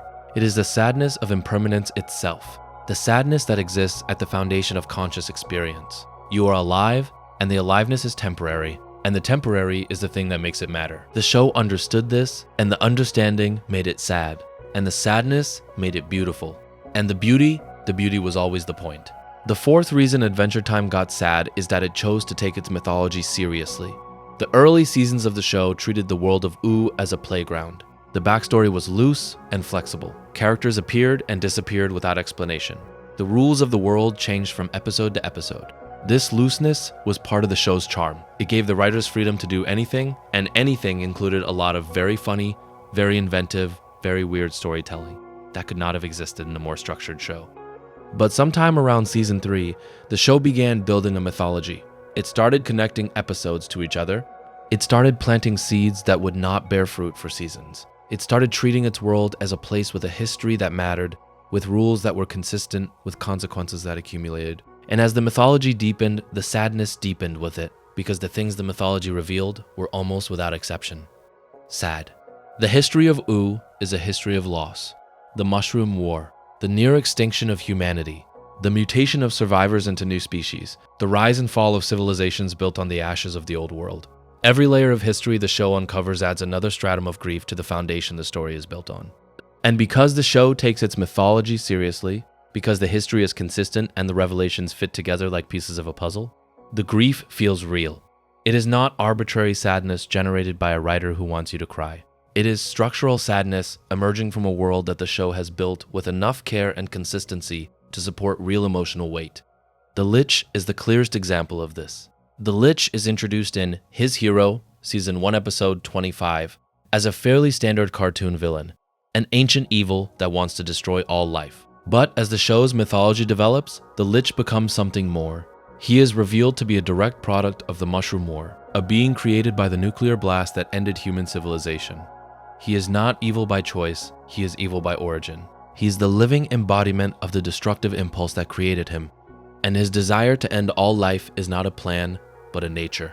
He cannot be reasoned with because reasoning requires a mind that wants something other than annihilation. And the Lich's mind is annihilation. He is the bomb given consciousness. He is the war given a voice. And everything he does in the series, his attempts to destroy Wu, his manipulation of other characters, his patient, relentless pursuit of the end of all things, is an extension of the catastrophe that birthed him. The show's treatment of the Lich is sad not because the Lich is sympathetic, but because he is inevitable. He is what happens when a civilization destroys itself. He is the aftershock that keeps shaking. And his existence in the world of Wu means that the world carries its own destruction inside it, always, as a permanent feature of its landscape. Wu can never be fully safe, because the thing that threatens it is not an external enemy. It is a scar on the world itself, a wound that healed into a monster, a memory of self-destruction that refuses to stop replaying. And then the show does something with the Lich that is even sadder than making him the embodiment of nuclear holocaust. It redeems him. In Escape from the Citadel, the same episode where Finn loses his arm, the Lich is doused in the Citadel Guardian's healing blood and transformed into a giant baby. Sweet Pea, as the baby comes to be called, is adopted by Tree Trunks and Mr. Pig. He grows up as a gentle, kind child.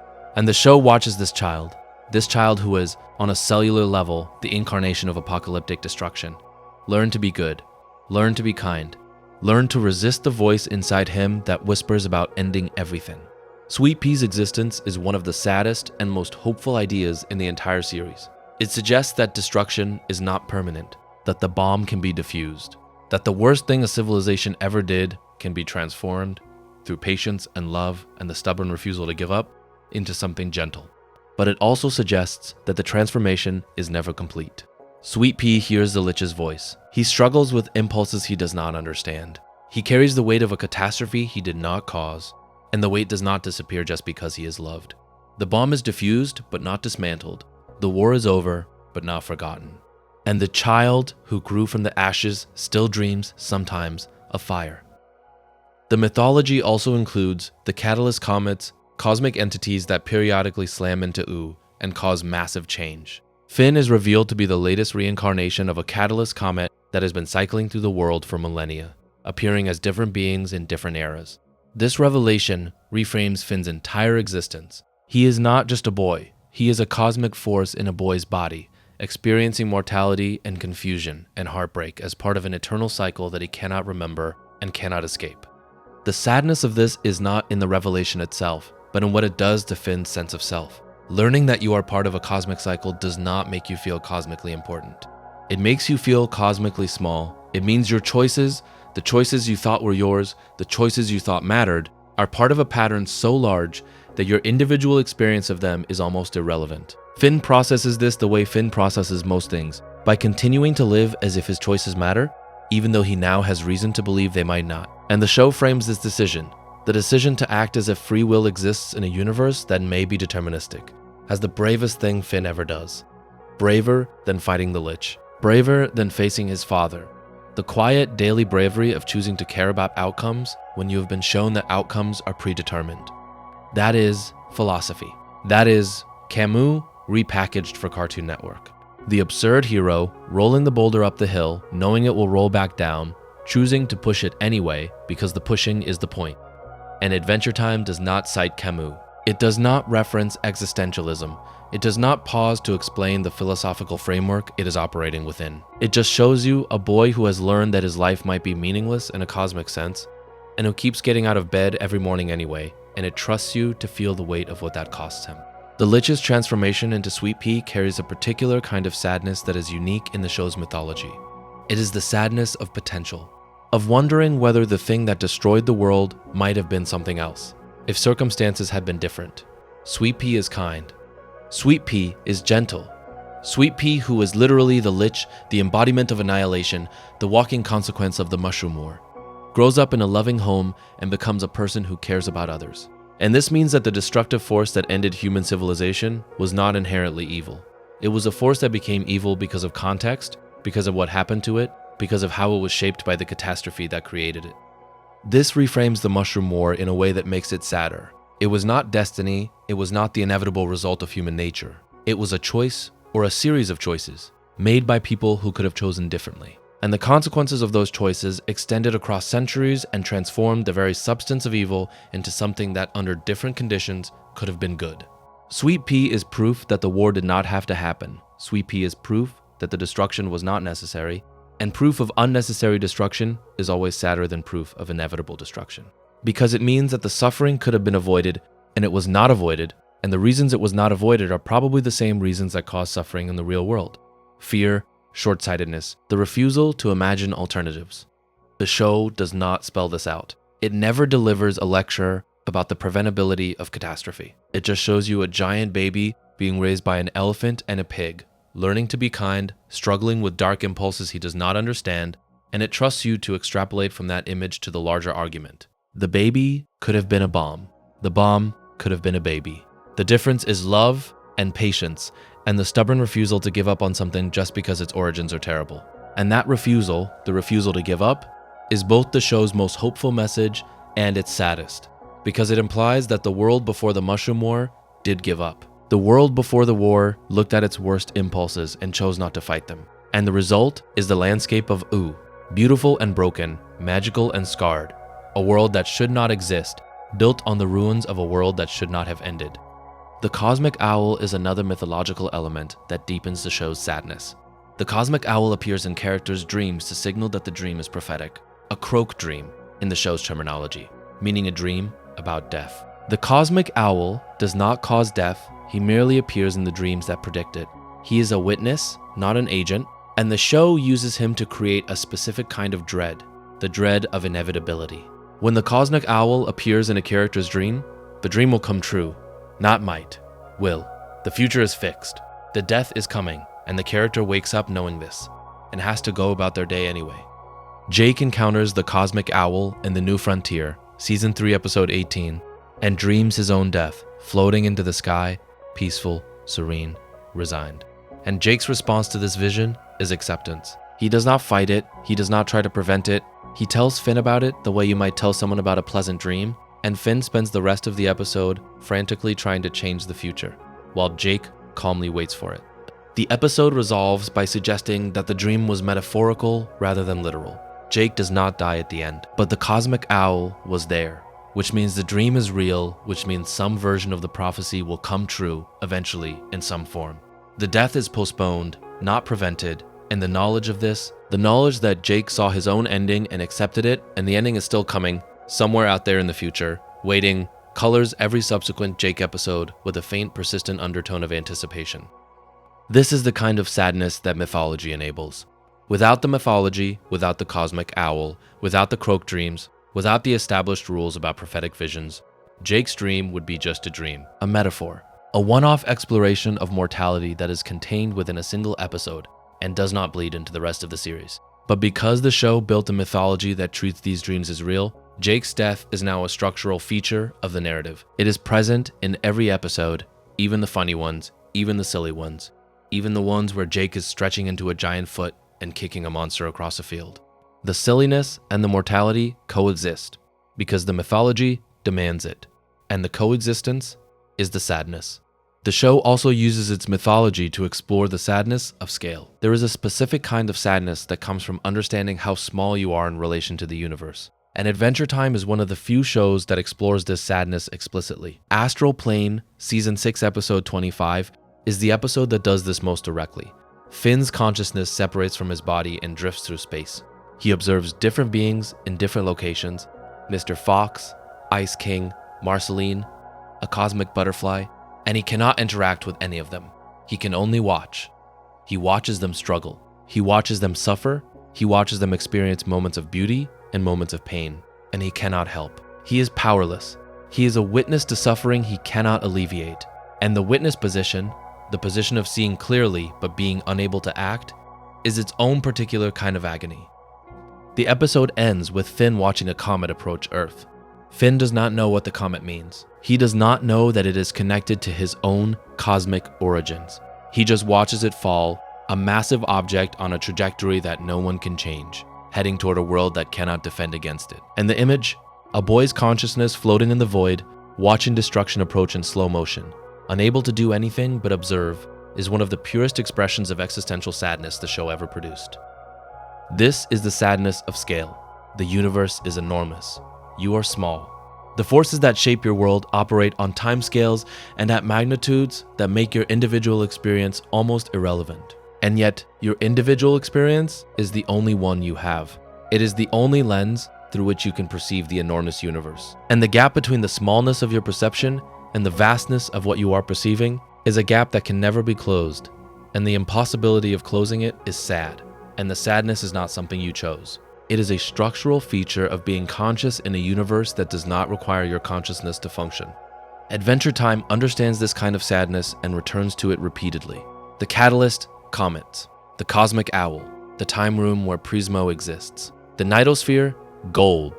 These are all mythological elements that dwarf the show's characters, that make Finn and Jake and Bubblegum and Marceline look small by comparison, that remind you that the story you have been following for 10 seasons is taking place in a corner of a universe that extends far beyond the borders of the story.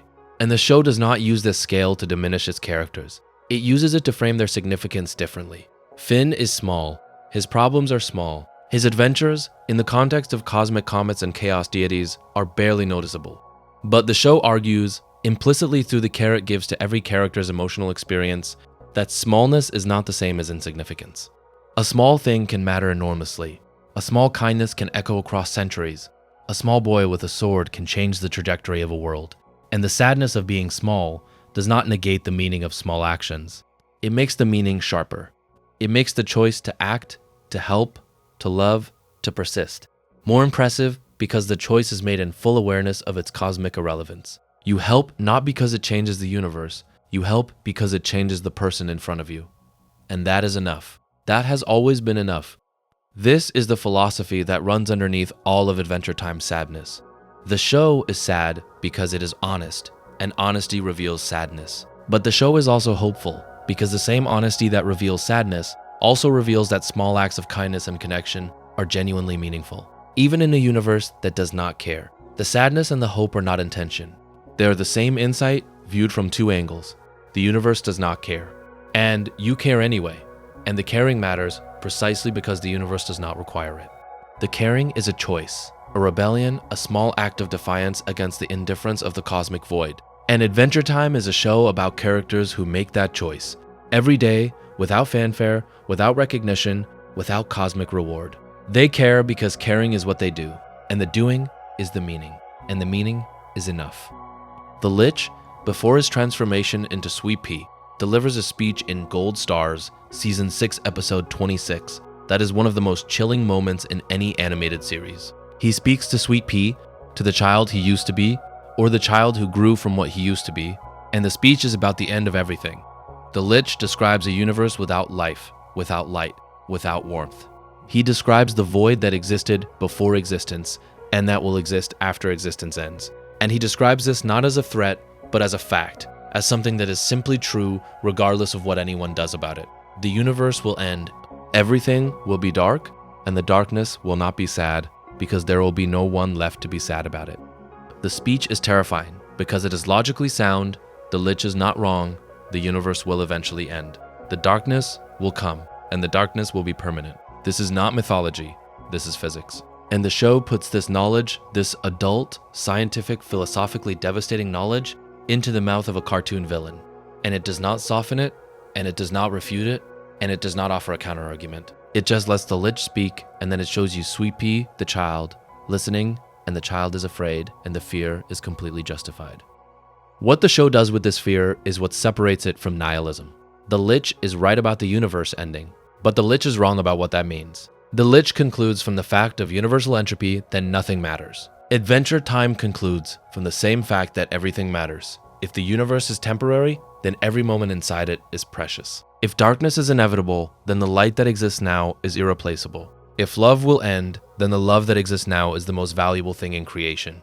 The show and the Lich agree on the physics. They disagree on the philosophy. And the disagreement, the show's stubborn insistence that meaning can exist in a universe that is heading toward meaninglessness, is the heart of everything Adventure Time has ever been about. This philosophical stance, that meaning is created by the act of caring about things that will not last, is the source of the show's sadness and the source of its comfort. The sadness comes from the not lasting. The comfort comes from the caring. And the show holds both of these things, the sadness and the comfort, in a balance so precise that they become inseparable. You cannot feel the comfort without the sadness. You cannot feel the sadness without the comfort. They are the same emotion, viewed from different angles, and the ability to hold them simultaneously is the emotional skill that the show has been teaching you for 10 seasons. This is why people fall asleep to Adventure Time, not because it is boring, not because it is ambient, not because the voices are soothing, although they are. People fall asleep to Adventure Time because it provides the specific kind of emotional safety that allows sleep to happen. It tells you the truth about the world, the sad truth, the difficult truth, the truth that most media tries to protect you from. And then it stays with you afterward. It does not tell you the truth and walk away. It tells you the truth and sits beside you, the way Marceline sits beside Ice King, the way Jake sits beside Marceline. It stays. And the staying, the simple act of staying, is what makes sleep possible. Because you cannot sleep when you are afraid. You cannot sleep when you are alone. But you can sleep when someone is sitting beside you, telling you a story about a world that is broken and beautiful and sad. And the story does not end with everything being fixed. The story ends with someone choosing to stay. And the staying is enough. And you close your eyes, and the show keeps talking, gently, into the dark. The fifth reason Adventure Time got sad is the most fundamental one. It got sad because sadness is what happens when you pay attention. The show's sadness is not a stylistic choice. It is an epistemological one. Adventure Time is a show that pays very close attention to the world it has built, and the closer you pay attention to any world, real or fictional, the more sadness you find. This is true of the show's characters. The closer you look at Finn, the sadder he becomes. Surface level Finn is a hero who loves fighting and hanging out with his dog. Look a little closer, and you find a boy processing the absence of his parents. Look closer still, and you find a teenager struggling with depression and romantic failure. Look even closer, and you find a cosmic entity trapped in a mortal body, cycling through lives he cannot remember, making choices that may be predetermined, losing people he loves, to a passage of time he cannot stop. Each layer of attention reveals another layer of sadness, and the layers do not cancel each other out. They stack. This is true of the show's world. Surface level Ooo is a magical candy kingdom full of talking animals and silly adventures. Look closer, and you find a post-apocalyptic wasteland. Look closer still, and you find a civilization built on the rubble of a nuclear holocaust. Look even closer, and you find that the magical creatures populating this world are the mutated descendants of the radiation that killed the world before, which means that the joy and the beauty and the strangeness of Ooo are direct products of the worst thing that ever happened. The magic is the fallout. The wonder is the scar. The show understands this and does not look away. That refusal to look away is, ultimately, the source of all its sadness. Because looking away is how most storytelling manages its emotional intensity. You show the sad thing, and then you cut to something cheerful. You reveal the tragic backstory, and then you give the character a joke to lighten the mood. You build the mythology of loss, and then you reassure the audience that everything will be okay. Adventure Time does not do this, or rather, it does do this. It alternates between comedy and tragedy constantly, but it does not use the comedy to erase the tragedy. The comedy and the tragedy coexist. They occupy the same space. And the effect is not that one cancels the other, but that both become more intense by proximity. When Ice King does something funny in a later season, the comedy is funnier because you know the tragedy underneath. When BMO plays a silly game, the silliness is more poignant because you know BMO is filling a silence. When Finn shouts mathematical in a moment of triumph, the triumph is more bittersweet because you remember when that shout was effortless, and you can hear in the effort it now takes the weight of everything he has been through since. The show's sadness does not diminish its comedy, it enriches it, and the comedy in turn does not diminish the sadness. It makes the sadness livable. It gives you a way to be in the sadness without drowning in it. And that balance, the ability to be sad and funny at the same time, to hold both without dropping either, is the show's greatest technical achievement. There is a concept in Japanese aesthetics called mono no aware. It translates roughly as the sadness of things or the pathos of things. It refers to the bittersweet feeling you get when you perceive the transience of beauty, the falling cherry blossoms, the last light of a sunset, the sound of a loved one's voice that you know you will not hear forever. It is not grief, it is not depression. It is the specific emotion that arises when you are fully aware that a beautiful thing is temporary and that awareness makes the beauty more intense rather than less. Adventure Time is a show built on mono no aware. Every beautiful moment in the series is shadowed by the awareness that it will not last. Every friendship is shadowed by the knowledge that one of them will outlive the other. Every adventure is shadowed by the understanding that the adventure is getting older, and the adventures getting fewer. And the shadow does not make the show depressing, it makes the show truthful, because this is how beauty actually works. Beauty is not permanent. Beauty is a function of transience. The cherry blossoms are beautiful because they fall. The sunset is beautiful because it ends. And the cartoon about a boy and his dog is beautiful because the boy grows up and the dog eventually is gone. The show's final image, BMO, Ancient and Alone, telling stories about Finn and Jake to characters who never knew them, is the purest expression of this principle. BMO remembers. BMO carries the stories forward. And the act of telling the stories is both a victory over time and a concession to it. The stories survive, the people do not. The love is remembered, the lovers are gone. And BMO sits on a hill, centuries after the adventures ended, keeping the memory alive for people who will never fully understand what the memories mean. Because understanding requires having been there, and being there required being alive at a specific moment in time that is now irreversibly past. That is why Adventure Time got sad. Not because something went wrong, not because the writers made a mistake, not because the show lost its way. Adventure Time got sad because it was paying attention, because it was honest, because it understood that a world with memory is a world with grief, that a story with consequences is a story with loss, that characters who grow up are characters who leave things behind. The show got sad because life is sad, and the show refused to pretend otherwise, and the refusal, paradoxically, is what makes it one of the most comforting things you can fall asleep to. Because the show does not lie to you. It does not tell you that everything will be okay. It does not promise that loss can be avoided, or that grief can be skipped, or that growing up does not cost you anything. It tells you the truth. Everything ends, everyone leaves, the beautiful things are temporary. And then it tells you the other truth, the one that sits right beside the first one, inseparable from it, born from the same awareness. The beautiful things are temporary, and they are still beautiful. The loss is real, and the love was real too. The grief is permanent, and the moments that cause the grief are permanent in a different way, existing somewhere in the architecture of time, preserved by the same passage of time that carried them away from you. And then there is the question of the show's ending. The final episode, Come Along With Me, aired on September 3rd, 2018, and it is an ending that manages to be both conclusive and open, both satisfying and devastating, both an ending and a refusal to end. The episode wraps up the major plot threads.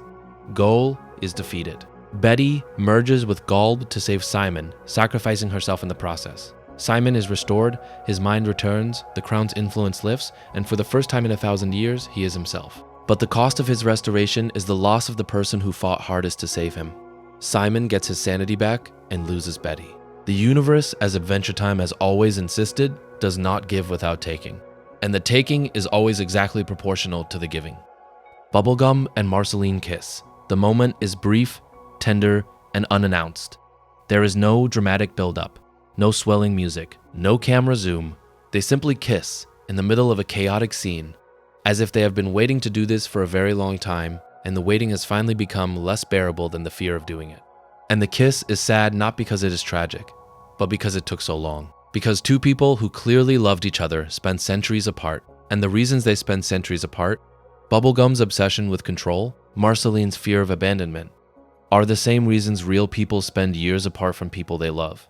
The kiss is a victory, but it is a victory that highlights the waste that preceded it. All those years, all that distance, all those conversations that could have happened and did not. The finale's most powerful moment, though, is the flash forward. After the battle, after the resolutions, after the hugs and the tears and the kiss, the show jumps forward in time, 1,000 years forward. And what you see is Ooo, transformed. New buildings, new creatures, new civilizations. And at the center of it all, BMO, ancient BMO. BMO sitting on a hill, telling stories about Finn and Jake to a group of characters you have never seen before. The listeners do not know Finn and Jake. They never met them, they are hearing about them the way you hear about historical figures. As characters in a story, as names attached to deeds, as legends whose reality is impossible to verify. And BMO tells the stories anyway, with the same cheerful earnestness that BMO has always had, because BMO remembers. BMO is the last one who remembers. And the act of remembering is BMO's final gift to the people it loved, the preservation of their existence in a world that has moved on without them. This image, the last friend, sitting alone, telling stories about people who are no longer there, is the saddest and most beautiful image in the entire series. It is sad because it shows you the end of the story you spent 10 seasons investing in. Finn is gone. Jake is gone. Everything you cared about is gone. The world kept going, the way the world always keeps going, and the new world does not need the old one anymore. The stories are all that remain.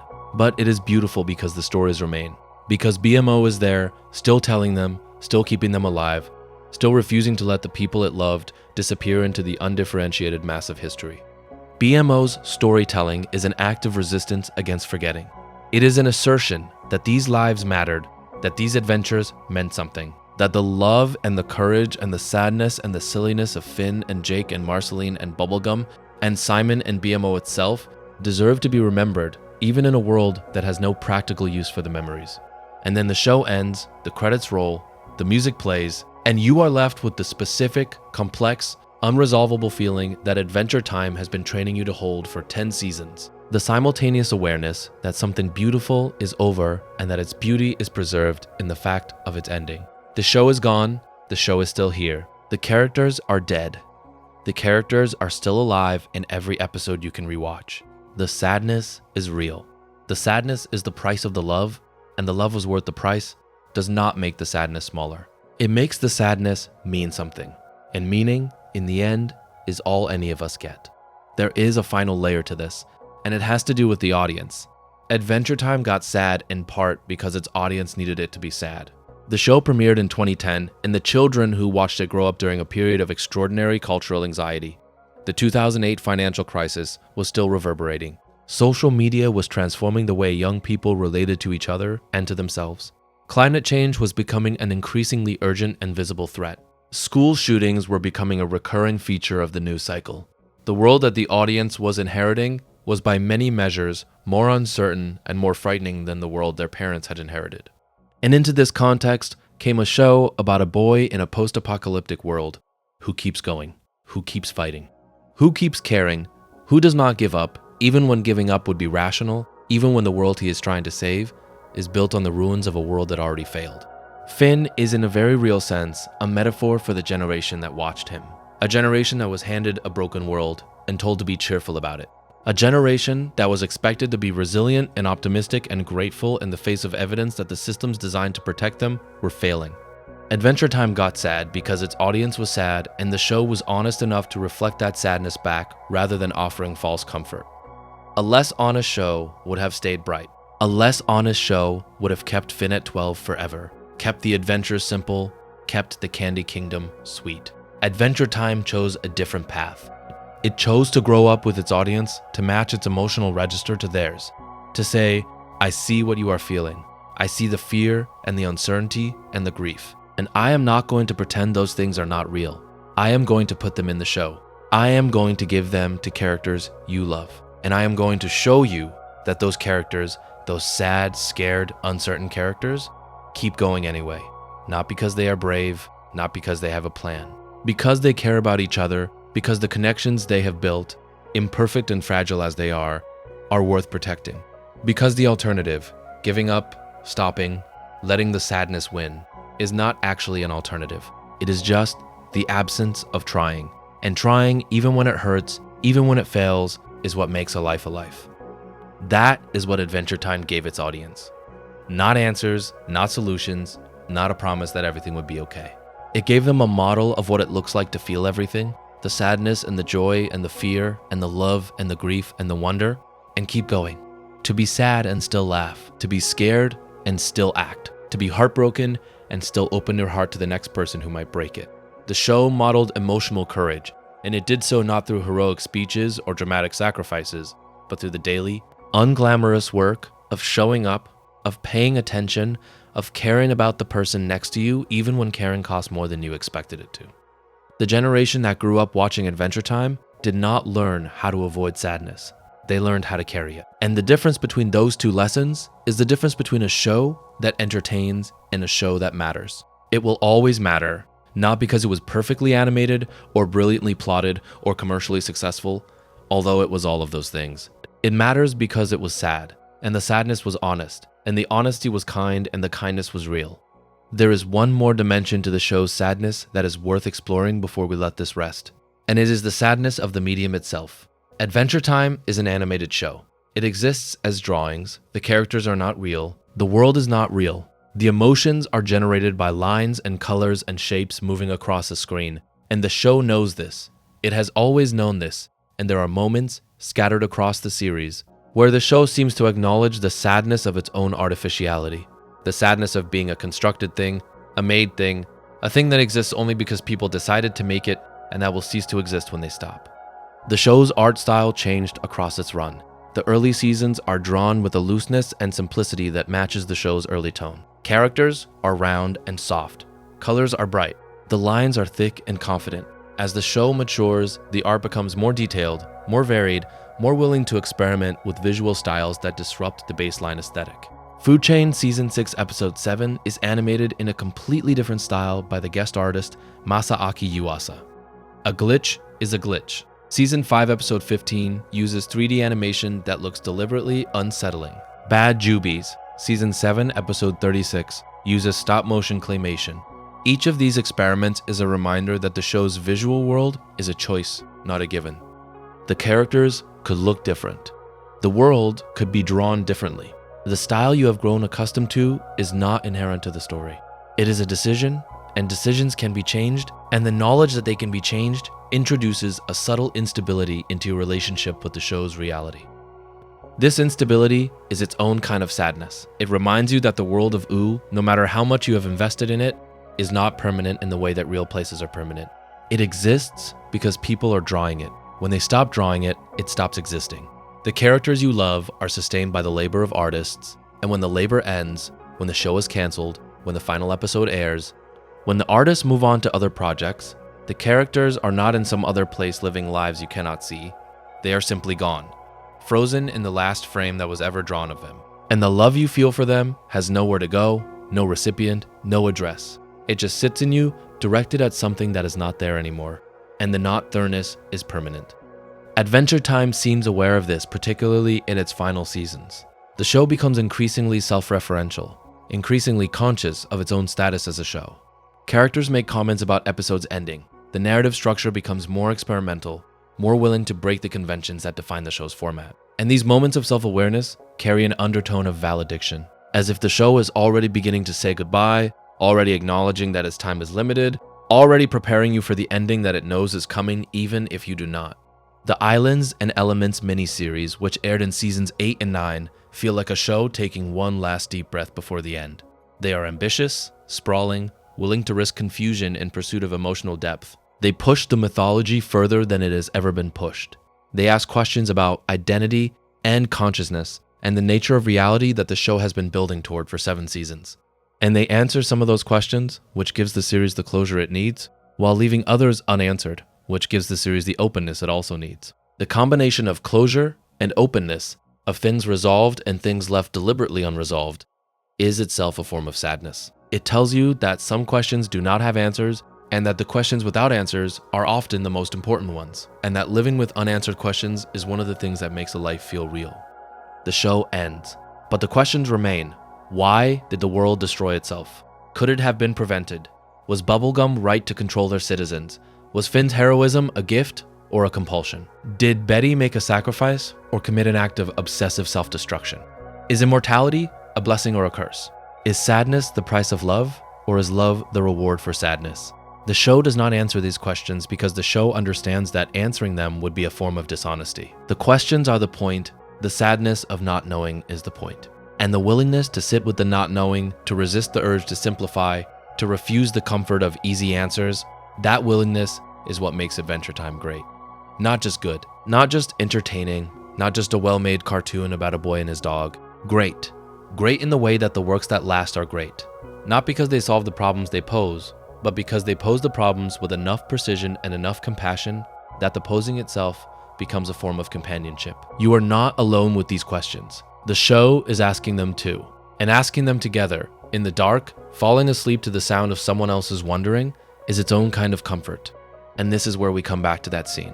Marceline is dying, Bubblegum is sitting beside her. The room is quiet, and in the quietness, you can hear everything the show has been building toward for 7 seasons.